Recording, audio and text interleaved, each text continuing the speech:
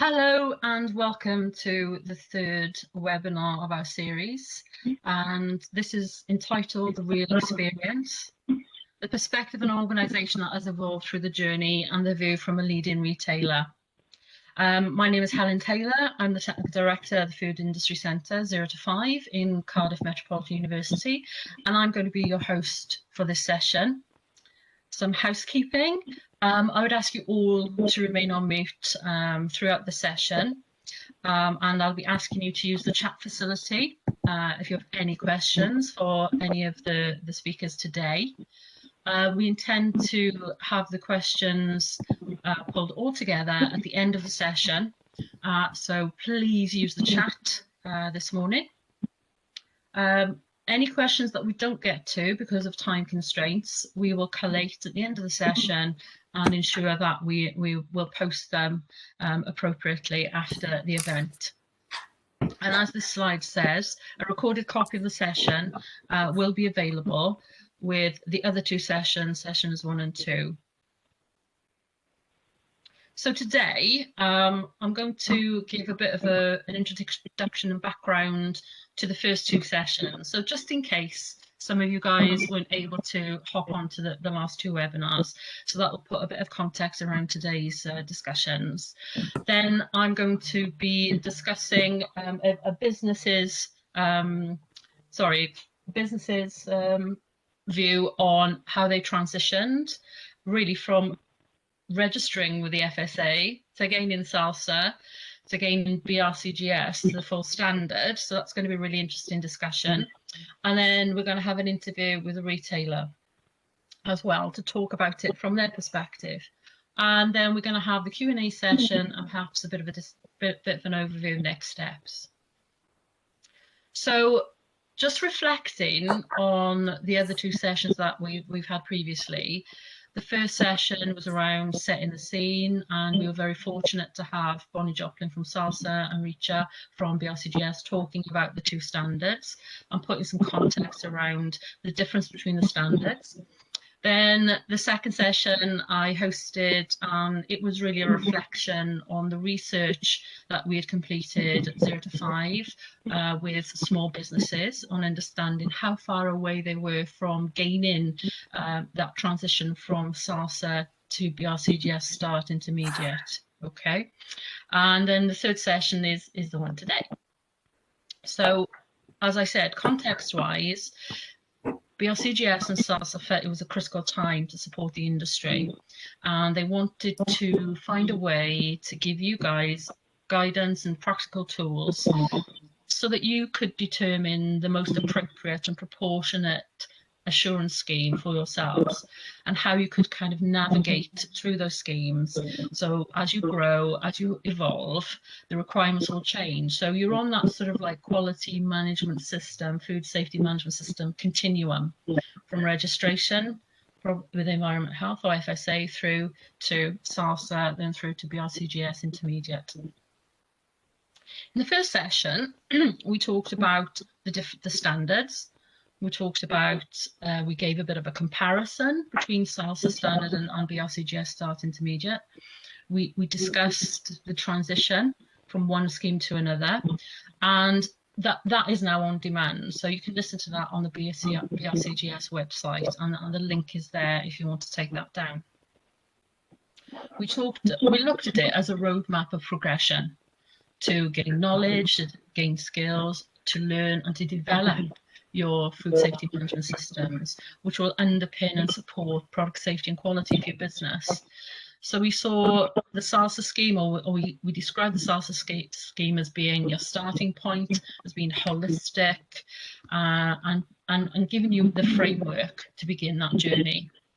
We then described the BRCGS start step as, okay, those businesses who are established, those businesses who already have SALSA certification may be able, it may be the right time for them to move on to the next step. And that would be looking at the BRCGS Start standard and moving on to the intermediate level, because there are two levels with Start. There's the basic and intermediate. So SALSA and Start basic would be seen as equivalent. So you'd be looking to move on to the intermediate level. Now, the thing about the BRCGS Start standard was that it seemed to be more prescriptive. The requirements are much more, like I say, prescriptive and not so holistic. And then finally, the third element there is the full BRCGS food safety. And at the moment, we're on issue 8. It is much more comprehensive with a very detailed set of specific requirements and guidance. So for those of you who perhaps haven't started the journey that we're talking about, we would look at SALSA first and then move through. However, it doesn't always happen like that. And I think when I talk to our company today, you'll see that they will illustrate how they moved from SALSA through to BRCGS food safety full standard. So it's going to be an interesting conversation I'm looking forward to. So comparing both standards, if you were at the first session, you'll recognize this slide. Again, looking at the SALSA side of the slide here, it's saying it's holistic and proportionate. There's 103 clauses, requirements. It's split into 4 sections.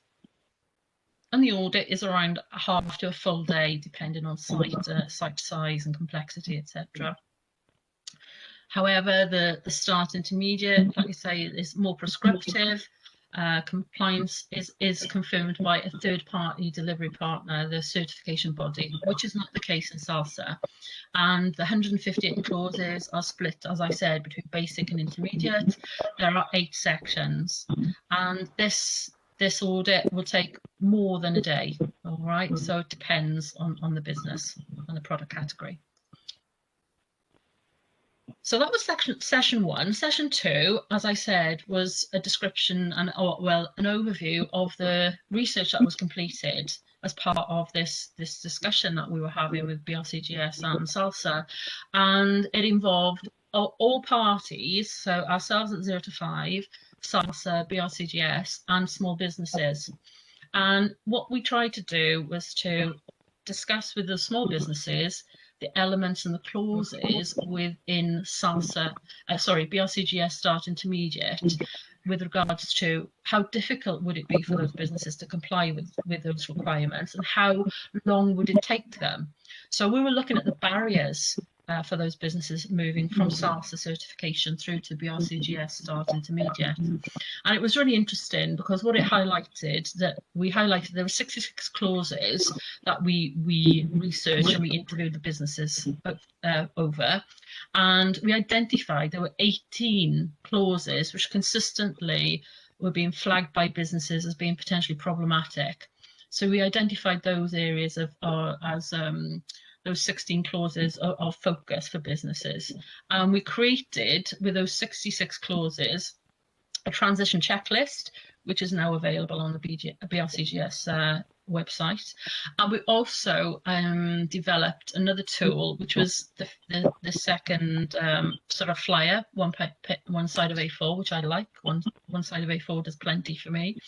And really, it's a description of BRCGS and SALSA, but it's also very simple 5 key questions. So if you're a business and you're trying to get some indication of where you are on the continuum of food safety management, then you can ask those questions. And if you answer yes to those questions, it's more likely that you'll be moving more towards BRCGS Start Intermediate. If your answer is no, you may decide that perhaps that you want to move to SALSA or stay in that SALSA zone. However, it's not written in tablets of stone. Some businesses will move more quickly through that continuum to BRCGS Start Intermediate. Some businesses will choose not to move. It may not be appropriate for them to move. So hopefully we've developed 2 tools that businesses can use to help them understand how they should transition. And obviously each of the scheme owners is available, so if you want to learn more, you can go onto the website of both SALSA and BRCGS and pick up these tools and look at them for yourselves. And once you've done that, you can do a self-assessment using the checklist, answer the questions, and then that will give you some indication of where you are on that journey from SALSA to BRCGS. The transition sort of journey, like you said, this is what well, this is a summary of all of the documentation that's available to you. So we're going from SALSA Go at the start of your journey with a SALSA self-assessment checklist, SALSA scheme guidance, and mentoring support, which is really important for any new business stepping into that food safety management system journey. And then if we're moving or thinking of moving from SALSA, then we're looking at those 5 key questions, perhaps doing that self-assessment on the transition checklist with the 66 clauses. And then beyond that, we can then go straight to the full self-assessment checklist, which is available on the BRCGS website. And then if you want to go to the next step, you've got the full self-assessment checklist, which is for issue 8. So if you use each of these and you go step by step, it really helps you manage that in sort of like chunks, in little steps. So that's what we would recommend. So that was a summary of what we did or what we talked about in the first 2 sessions. So today, we're very fortunate to have 2 great people for me to chat to. We're going to have a little bit of a change of sort of approach, and I'm actually going to be interviewing two great people today. So from a business perspective, I'm going to be talking to the founder and managing director of Seafood and Eat It. And this business has actually been through the journey from SALSA to BRCGS full standard. And then I'm going to be talking to Jane Duddle from Waitrose and Partners. So I'll introduce them separately. And that's what I'm going to be doing next. So, like I say, Richard Corner is the managing director of Seafood and Eat It. And I'm going to now drop the slides off the screen and then share my screen if I can. So I can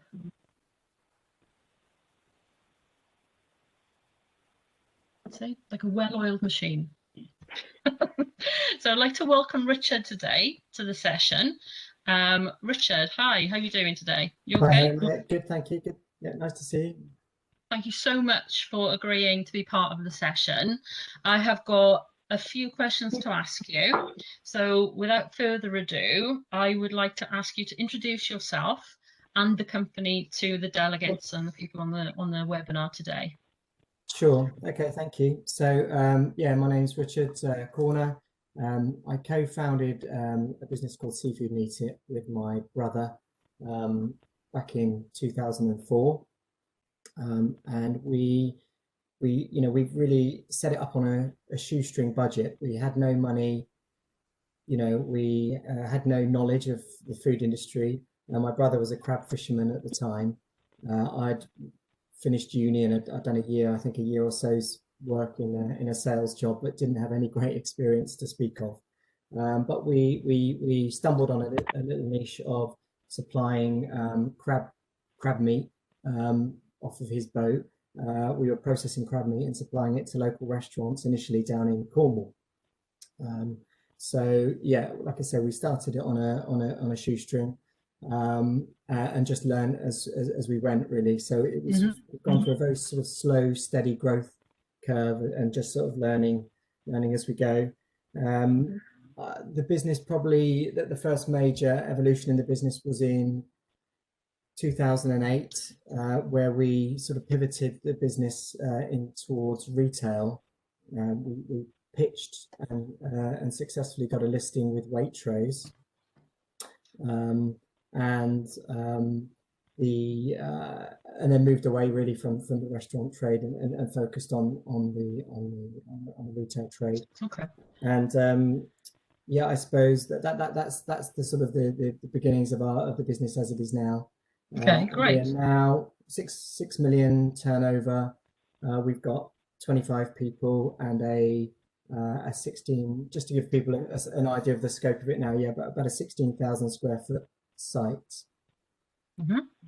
Okay, thanks Richard for putting some sort of context around where you are currently.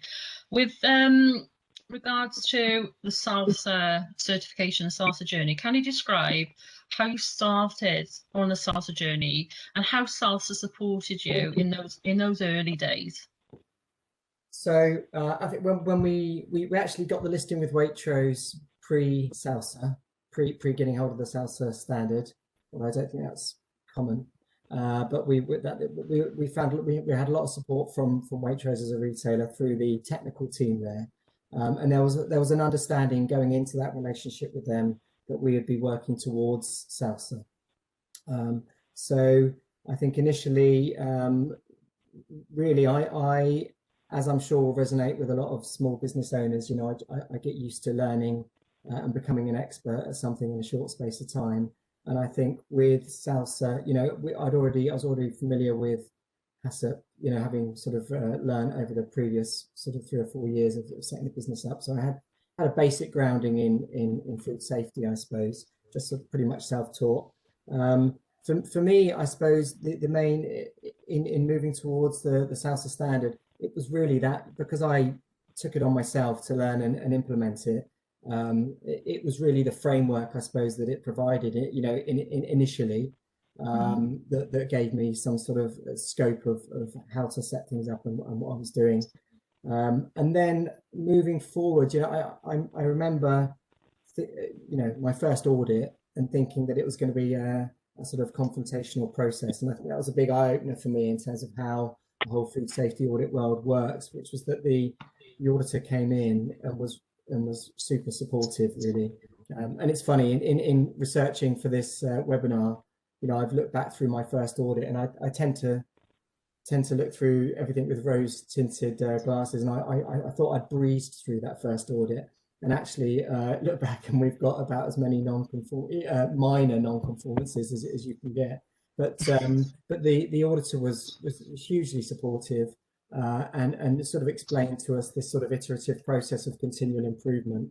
And really, I think the support for me and my relationship with it was that, you know, like I said, it provided a framework, and then initially that sort of that understanding of just that it's a, you know, that incremental improvement that you make year on year was sort of for me how, you know, that's my early experience with SALSA.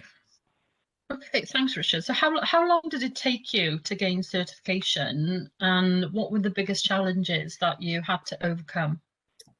We were working on it for the best part of a year, I would say, between, you know, getting that initial listing with Waitrose and that conversation around moving towards certification. I think for me, the biggest challenge was really just at that stage in the business life cycle.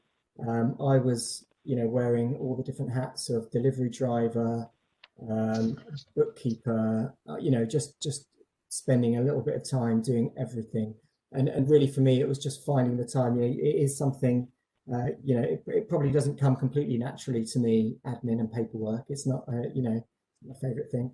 But I suppose it was just finding the time to sit down and get my head into the standard and working, like, you know, logically working through all the different steps required.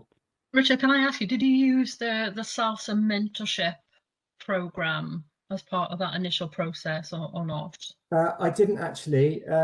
I think again because you know, because perhaps the business, you know, we didn't have any financial backing or anything like that, and we were just, you know, like I said, we've always grown slowly and steadily, so we've never really taken on anything in the way of investment. So I've always learned to be very careful, stroke tight with my spending. So if there's something I think I can do, I'll tend to do it myself. So yeah, I just learned and did it myself. Yeah. Okay. So Richard, next question for you is, what triggered your transition from SALSA to BRCGS? What caused you to do that? Well, I think for me, you know, we produce shellfish, so we're in a sort of a fairly high risk area. For me, I've always taken the food safety really seriously, just because for my own peace of mind, you know, if nothing else, you know, I think it just working with shellfish and all the risks inherent in it, it's something I've always taken very seriously. As the business has grown, we've always had an ambition to sort of develop the business and to get bigger. And I think on several levels, I think there was an aspect of us wanting to prove to the retailers that we are serious about what we're doing, and that we, you know, we're super competent at what we're doing. and so it made sense to take that next step for us, and to do that. So there's an element of it being a sort of a USP, I suppose. And I think I had some reservations. I'd always, I think, lots of small business owners talk amongst themselves when they get together and cross paths. I was always a bit probably suspicious of BRC. I'd sort of heard anecdotal chat about it being really paperwork heavy and arduous. I did all sorts of sort of rumors and things, but which sort of sit in the back of your mind. But then it was, I was having a conversation with our SALSA auditor, and we were in a tiny site at that point. There was about 12 of us by now, and we were in about 1,000 square foot site, so we were all packed in this tiny site. And I remember remarking to him that, I would have to wait until we moved to a bigger site to get BRC. He was like, well, maybe you could do it here.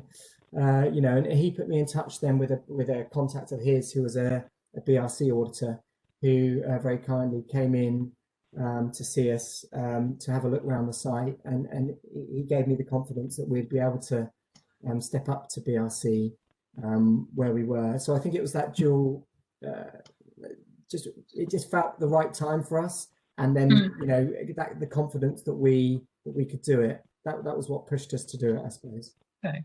So obviously going through that process of SALSA, getting the confidence from sort of a consultant with experience, how long did it take you then to gain that BRCGS certificate, Richard? Again, we did it within the year. And at this point, so we had, what I found was that I guess the paperwork systems we had put in place were the basis. There wasn't any. I was expecting this huge, and there was additionality. Additional forms and ideas and procedures came in, but it wasn't this sort of complete overhaul. We didn't have to throw everything away. So it was kind of supplement. Was it kind of supplementary? Yeah, to what you already had. Exactly what I'm struggling to say. Yeah. So it was just so we'd implemented metal detection by this point, and I think it was just so it was just additional little tweaks to make sure we're testing the test pieces correctly and getting them signed off annually, and just all these little tweaks to what we were doing. But we were able to manage that step up from SALSA to BRC. Again, we were probably, I think, turning over $1 million by this point, but we didn't have money to throw around. So but we were able to manage that. I think there was an initial period where the BRC consultant Ian came in perhaps for a couple of days a month for 2 or 3 months, but then we're quite quickly able to move to having him in once a month to come in and to run through everything, make sure we were doing everything correctly. So it wasn't a huge financial burden, and in terms of time, we didn't find like I said, there were some additional processes that came in, but it wasn't the arduous sort of behemoth of a paperwork system that I pictured in my head. It was very manageable. So, Richard, what advice would you give to a business wanting to transition from SALSA to BRCGS start? Well, yeah, I think for me, I probably put it off for a couple of years because of this sort of, as with all things, it's one of several things competing for your attention. Although, as I've said, food safety has always been a key thing for me to get right.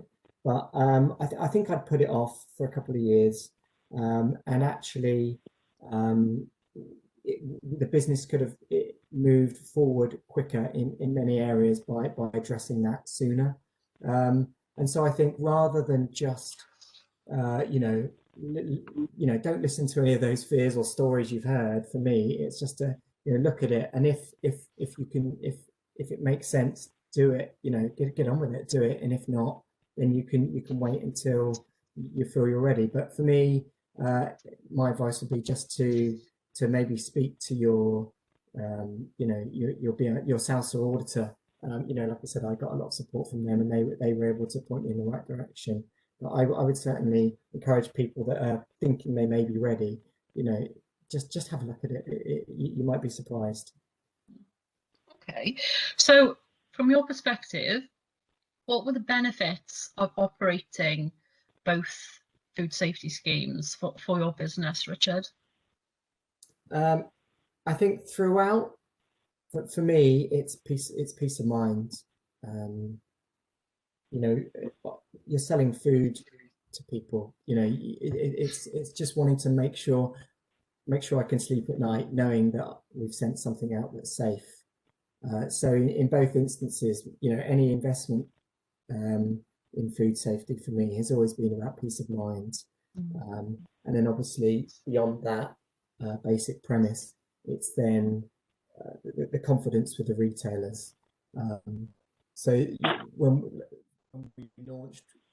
we pitched to Waitrose, the buying team were really keen on our brand and our product concepts. And the technical team obviously then had to, or then worked with us to get ourselves up to scratch. But it's just a case of taking it seriously, I think. Okay. So do you see it as a pillar, a core pillar to your business now? Do you see it as something which is fundamental to your operation? Yeah, absolutely. So again, I think because of that, for me, that desire to make sure that above all else, that, or even at a very basic level, that everything you're sending out is safe. I think as we've moved away from using external consultants, so in 2017, at the end of 2017, I moved from about a 1,000 square foot site to a 16,000 square foot site, where it just felt the scale of the building, for me, just felt it was a step up in complexity in managing. And so whereas before we were all more or less in the same space and you could hear if something was going wrong, if there was a problem, just having a bigger building, it's the complexity increased. And I made the decision to bring an operations director in. And a key part of that hiring process was to make sure that they had some technical food safety skills. And we actually hired someone, was a technical, previously a technical manager in our operational role, because for me, I didn't want technical to be something we did on the side. I wanted it to be at the center of what we were doing, that food safety sort of culture. I think you've hit the nail on the head there. Having the resources, the right people in the right place at the right time makes such a difference to the implementation and doing things in the right way for the business. So that is a critical thing, I think, for all businesses. And I think my final question for you today, Richard, is well, it's not really a question. Is one, congratulations, because I believe you have been awarded, or the business has been awarded, BRCGS Site of the Year 2021, and that was awarded to you at the BRCGS Food Safety Europe conference, which was held in February, I think, this year. So obviously you've gone from SALSA to BRCGS and now recognised as a site of the year 2021. Could you give us a bit of an explanation of how you managed to do that and how it works? Yeah. I mean, I can't claim too much credit for this, except for putting the right people in the right places, I think. My operations director, Meredith, who is obviously a key driver with me in our sort of culture around food safety, entered the awards. I kind of figured for I still, although we're getting to a reasonable size now as a business, I still think of this as a we're still an underdog really in our category. So I thought it'd be great to enter, but I feel like it's a huge coup for us to win as a really small business across the whole of Europe. So it's amazing, an amazing win for us. And I think the key was the key to that win, really, for us. Albeit I'd done it almost subconsciously, was just having food safety at the core of our culture. So, you know, like I said earlier, it's not something we do on the side. It's something that's written into everything we do, really. So can I just ask a question regarding the award itself? So in order to be considered for this award, what did you have to do? I mean, physically, yeah, we had there was we had to log onto the website.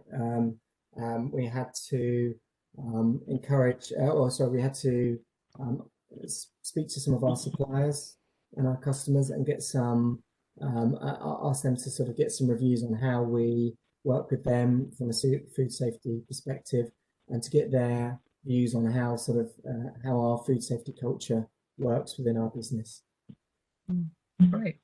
So the obviously process is quite independent and sort of reviewed within the BRCGS team. So congratulations for gaining that. And as you say, as the size of business and what you've done in the last X amount of years shows that it can be done.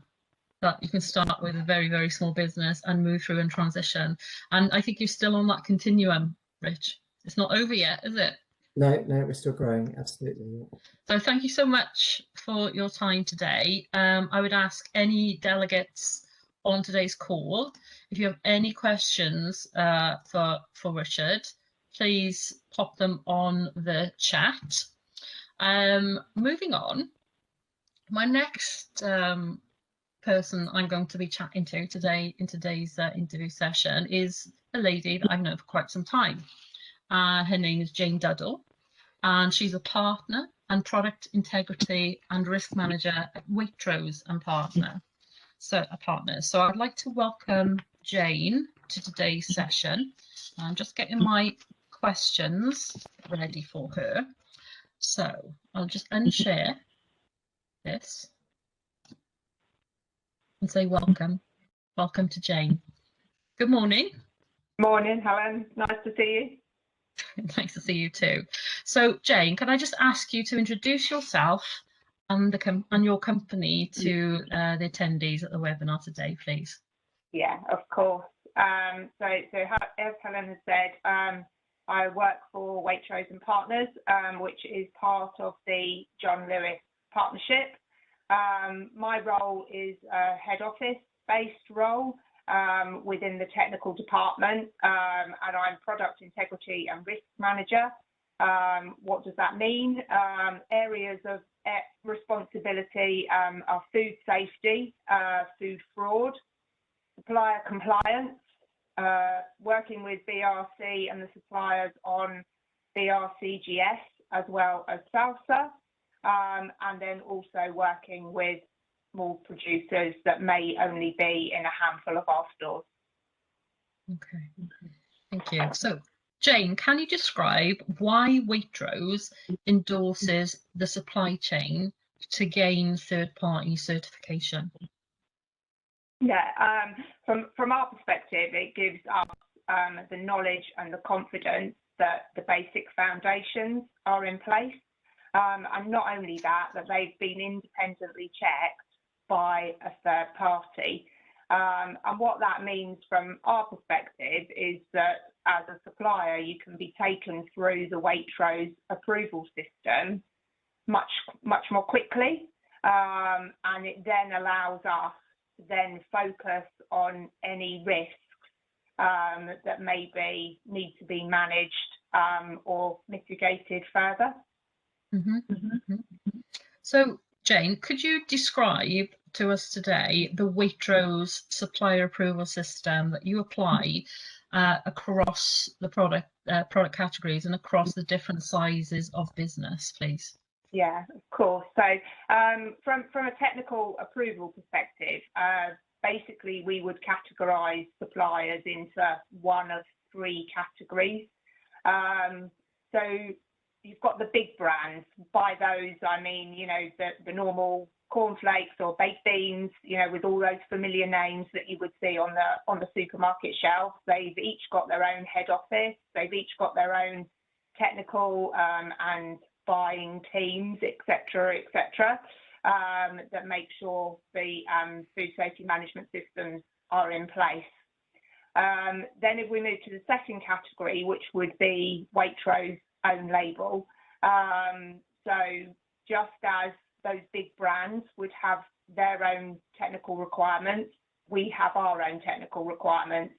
So we have a whole suite of technical policies and product development, product labelling, etc., that all have to be in place. And for us to be a Waitrose own label supplier, you have to have full BRC GS accreditation. And then last but by no means least, we have what we would call a small branded supplier. So this would be a supplier that would be into a handful of stores. And that approval process is via a risk assessment questionnaire.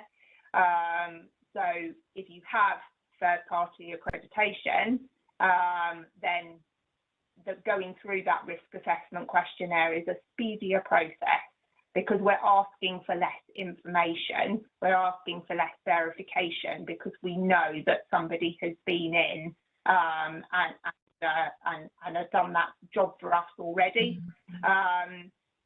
So, you know, as Rich alluded to, third-party accreditation may or may not be needed from the start. That very much depends on, you know, where you are in your journey, and also from a risk perspective, the products that you are wanting to supply into us. But as Rich also alluded to, he had committed to achieving SALSA accreditation. So it's for us, it's looking at the whole picture, irrespective of which category you fit in, and seeing then where you are.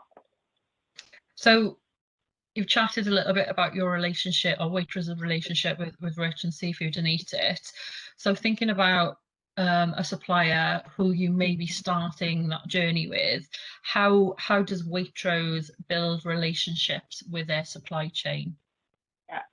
So the whole ethos of the John Lewis partnership is a partnership. I know that sounds a bit corny to say, but that's, you know, that's how we want to work with our suppliers. We want you to join our partnership family and work with us to build your business with us, and therefore in doing that, build your relationship with us. You know, we're keen to understand, you know, where you want to go. I think you mentioned, Helen, earlier, you know, some people, you know, don't want to grow their business, and other people, you know, want to become a retail own label supplier. So everybody is at a different stage. Everybody wants to achieve different things. Probably at this point, the thing to point out is the first contact with a retailer, and certainly within our business, is always with the buyer. That will be the first person that you will encounter from a Waitrose perspective, and they might ask you some very top line information around HACCP and traceability. And then once you've had that conversation and the buyer is wishing to progress with that product, it's only at that point that technical then come in, and you get introduced to technical and the risk assessment, and you start having those conversations. But all the way through, we're here to help, we're here to support, to, you know, help you achieve what it is that you want to achieve. Great. Jane, what challenges do you regularly see businesses overcoming to gain certification? I think probably where I would start with that is it really depends on the maturity of your business at that point. So what you find when you are very new and you're starting out on your journey is, you know, do you know, are you registered? You've mentioned that already, Helen. You know, are you registered, you know, with your enforcement officer or with the Food Standards Agency? so there might be some help and some guidance around that. What food safety legislation applies to me? What do I need to be aware of? What do I not need to worry about? So it's very much, when you're a very new starting out business, it's those types of conversations and challenges that need to be overcome. Whereas from a more mature business, it would be building on what you've already put in place. As Richard mentioned, he was scared by making that transition from SALSA to BRC, but actually he fundamentally didn't need to change anything. He just needed to build on it. So those were the two, sort of, depending on where you are, will very much depend on what challenges you've got to overcome. And I think the tools that are available for the businesses, like the 5 questions and the transition checklist, going from SALSA to BRC, GS, Start, Intermediate, are tools which businesses can use to help them understand their level of maturity and where they fit on that continuum. So hopefully those on the call today can access that information and use those positively to give them more information to help them with their decision making. Great. Okay, Jane, how many small and micro businesses supply Waitrose supply chain? So probably from a small local supplier perspective, so i.e. those that don't supply the whole estate, we've got approximately 500. Do they all have SALSA certification or third-party certification? No, they don't all have SALSA. Very much it depends on the product that you're wanting to supply, and the risk of that product. As everybody will know, the food safety risks from a biscuit are very different to the products that Rich and his company are supplying.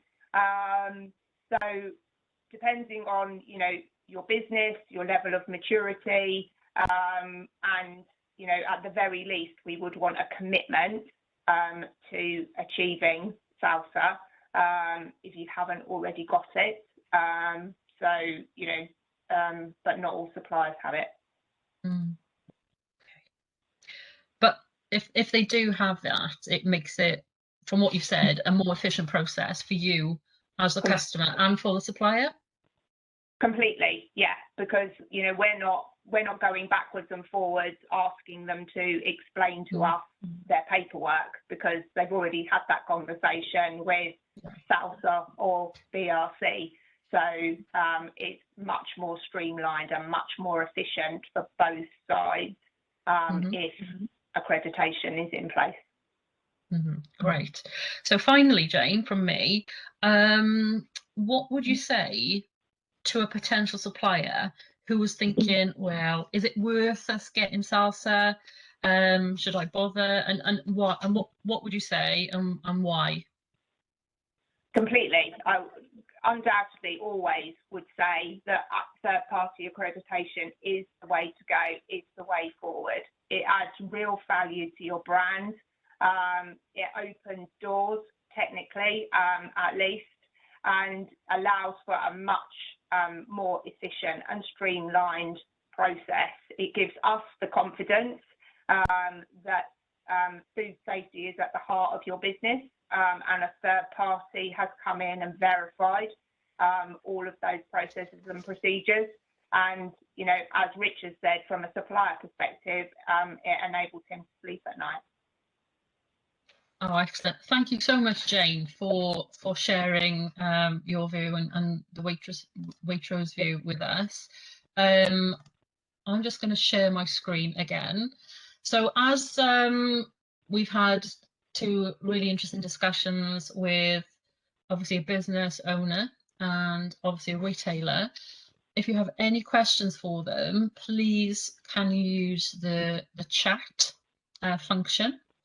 And it's now down to me to kind of have a little look through the chat function and see what questions I can ask both Richard and Jane. Okay, are you both there? So, first question to Richard, please.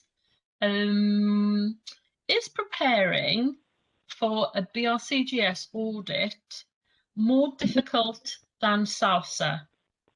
Rich?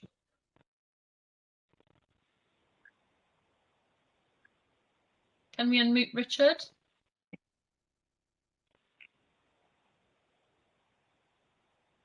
Okay. Okay, I'm not getting anything back from Richard at the moment. There we go. Sorry, there we go. I think I'm on. Is that okay? Richard, sorry, did you hear my question? Sorry, one more time, Helen, please. Okay, so Richard, is preparing for a BRCGS audit more difficult than SALSA? Yes, there's more involved. It's definitely more involved, but depending on where you are with the business, I would say, just from personal experience, I think when I was preparing for SALSA, I was having to do it all myself. So personally, I had a lot more to do. Whereas as the business has grown and I've been able to build a team that can take some of that pressure off, then personally for me, there's less to do. But yeah, I guess the workload itself is slightly more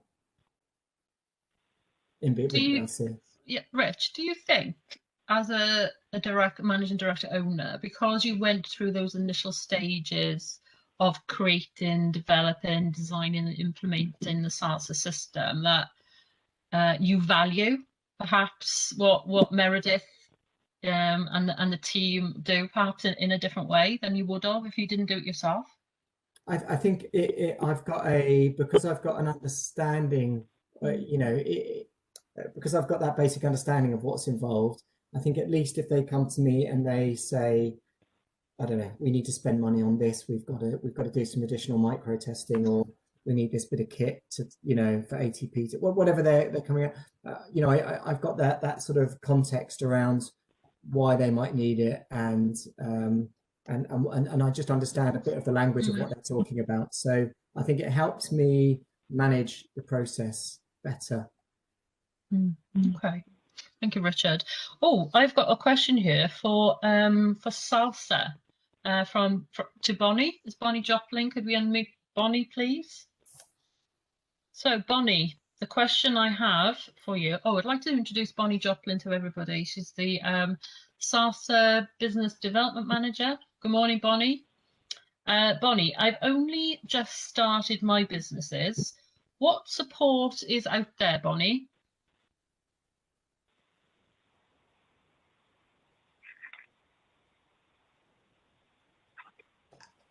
Okay, can you hear me?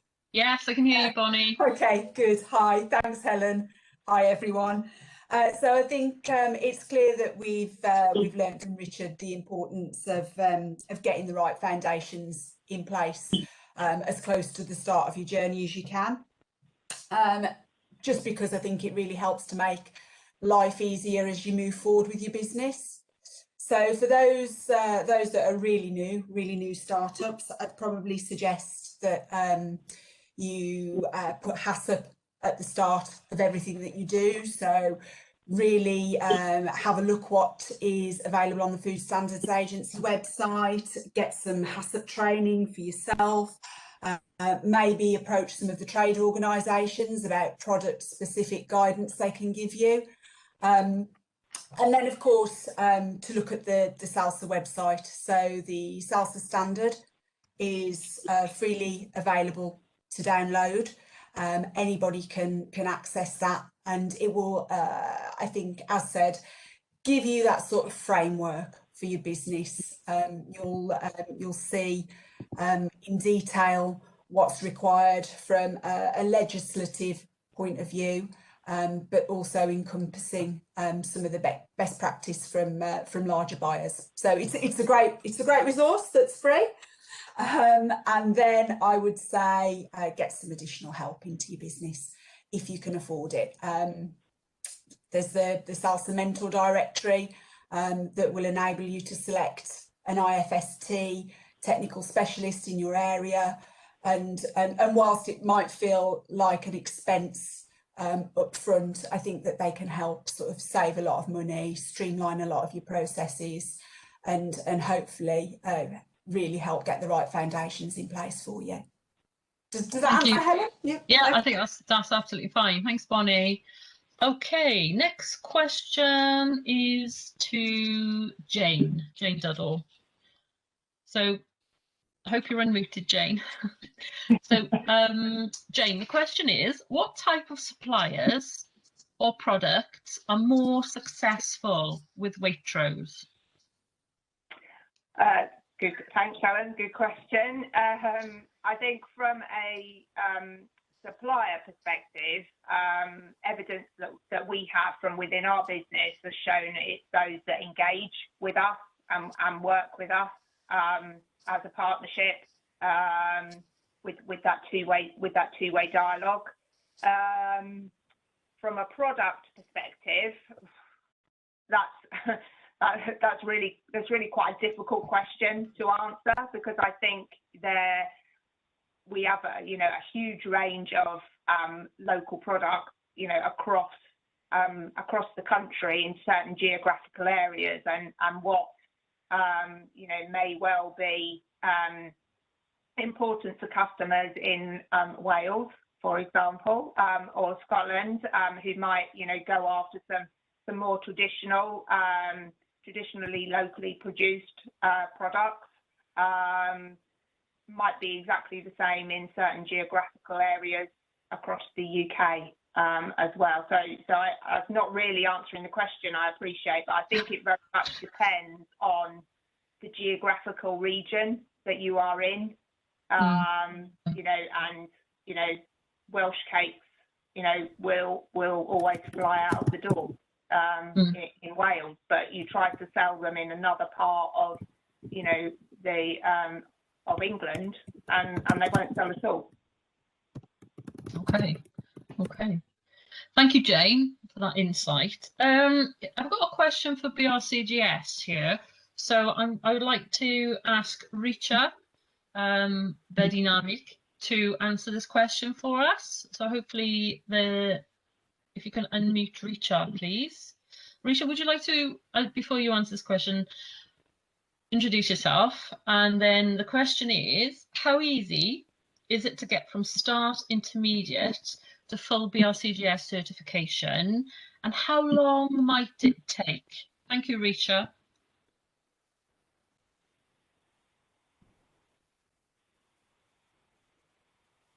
Like a well-oiled machine.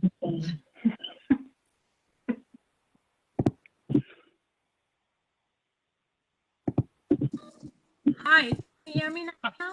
Yes, Richa. Yes. Hi, good morning. Hi. Morning, everyone. So I'm Richa Bedinavik. I'm the Senior Global Standards Manager with BRCGS. And for the START standard, what it means, I do manage the START standard, essentially. So, yeah, reason to be here, as I said today. So welcome, everyone. And just to answer the question, so in regards to START intermediate, so if you are on SALSA, essentially, I think all the roadmap has been provided. So there's a lot of information that was given, and which Helen touched upon in regards to how can sites transition, how long does it take? No specific time frame, to be honest, but there is one point to bear in mind. If you are a brand new site and you would like to go into intermediate, basic or intermediate level, there should be a minimum of 3 months of paperwork that is required. So that is something that's built into our protocols. And the reason for that is essentially when the auditor turns up at your site and you are trying to demonstrate you have controls, procedures in place. If you do not have enough records or documentation, anything that's less than 3 months would not really add value, and is not in a way demonstrable to the auditor that everything's working fine or everything's under control. So hence the requirement of 90 days. this is the same for start, basic, intermediate, or for the full food standard as well. So that's how essentially an intermediate works. Sorry, was there another part to the question? No, it was how easy is it to get from start, intermediate to full BRCGS?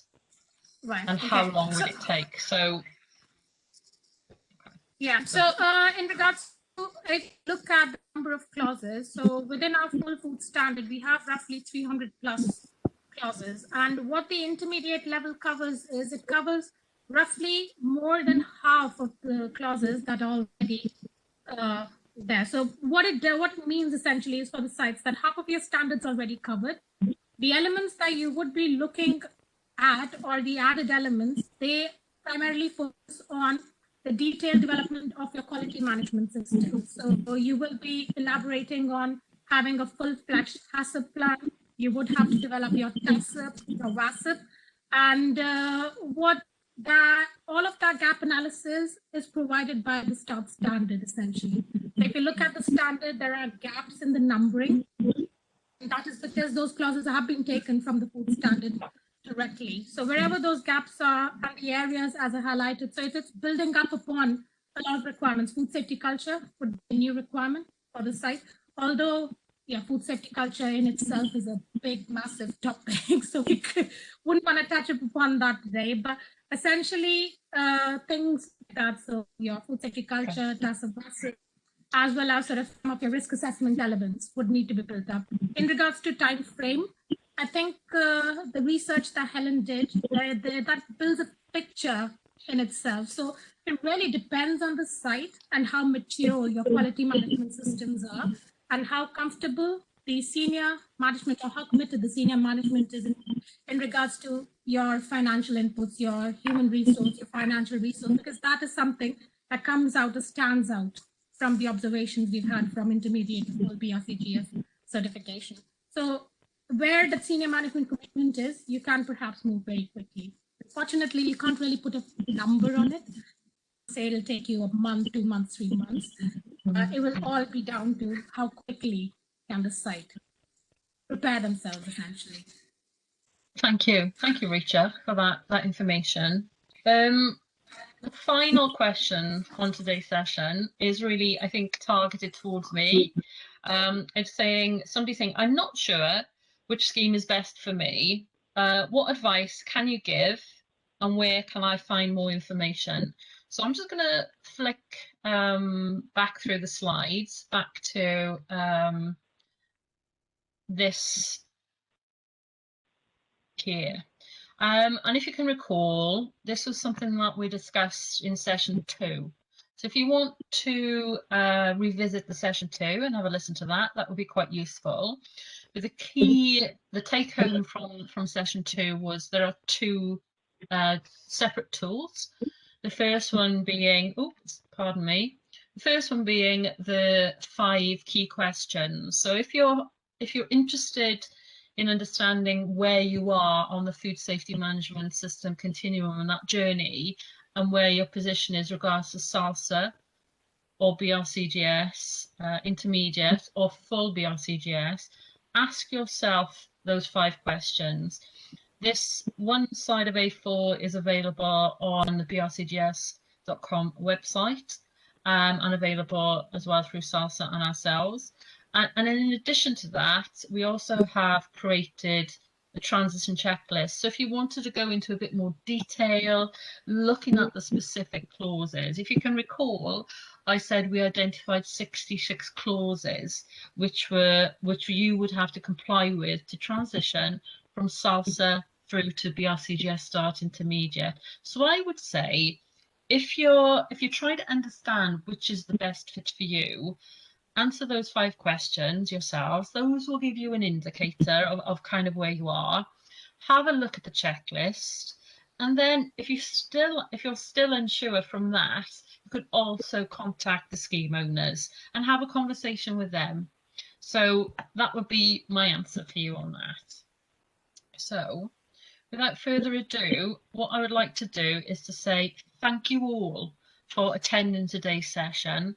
I would like to thank the two speakers, Richard from Seafood and Eat It, and also Jane Duddle from Waitrose and John Lewis and Partners, for all of their insight, for sharing their journey, for sharing that information with them. I hope the questions that have been answered by the scheme owners, so I'd like to thank the scheme owners, SALSA and BRCGS, for enabling us to pull all this together. I'd like to thank the team at 0 to 5 and Cardiff Metropolitan University for all the work that's been done with supporting businesses and bringing all this research to a head, I suppose. So thank you so much for all your questions. Thank you for your attendance. Please contact us if you require any more information. And on that note, I will close our webinar. Thank you very much.